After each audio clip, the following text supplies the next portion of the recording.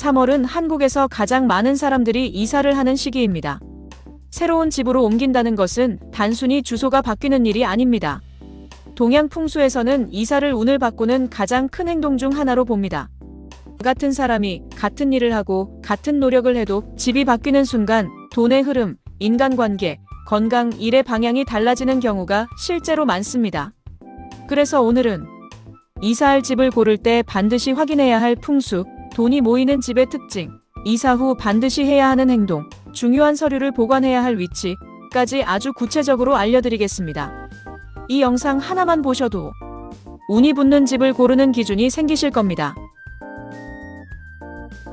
많은 분들이 집을 볼 때 평수, 인테리어, 가격, 교통을 우선적으로 확인합니다.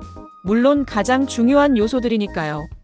하지만 풍수에서는 집의 기운 흐름도 빼놓지 말고 꼭 확인하라고 합니다. 현관문을 열었을 때 바로 창문이 보이거나 베란다가 직선으로 보이는 구조라면 풍수에서는 이것을 재물직통 유출 구조라고 부릅니다. 그래서 이런 구조의 집에서는 돈이 모이지 않거나 지출이 계속 생기거나 일이 안정되지 않는 경우가 많습니다. 해결 방법은 간단합니다. 현관 매트, 파티션, 작은 수납장 이런 것만 두어도 기운 흐름은 크게 바뀝니다. 풍수에서는 재물운이 들어오는 집의 공통점이 있습니다. 재물운이 들어오는 집의 공통점 첫 번째, 현관이 밝다.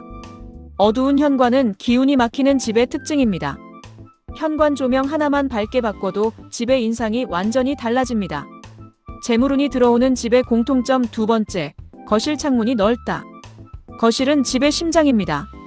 거실 창문이 넓으면 기운 순환이 좋습니다.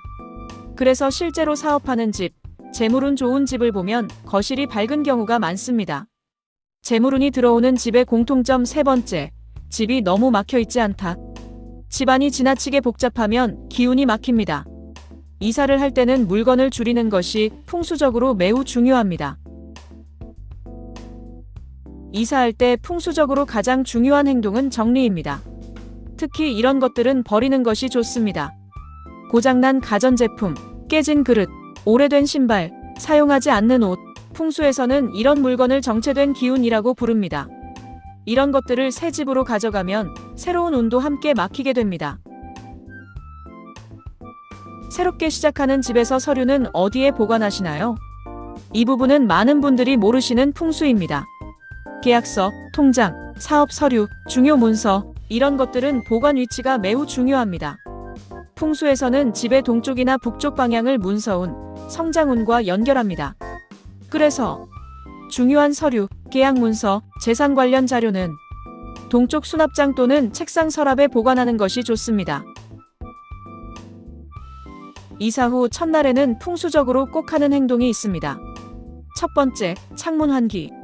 모든 창문을 열어 기운을 순환시킵니다. 두 번째, 현관 정리. 현관은 집의 입구입니다. 현관이 깨끗하면 새로운 기운이 잘 들어옵니다. 세 번째, 따뜻한 음식 만들기. 풍수에서는 집에서 처음 만드는 음식이 중요합니다. 따뜻한 국이나 밥을 하면 집의 기운이 안정됩니다. 이사는 단순히 공간 이동이 아닙니다. 풍수에서는 운을 바꾸는 가장 강력한 행동입니다.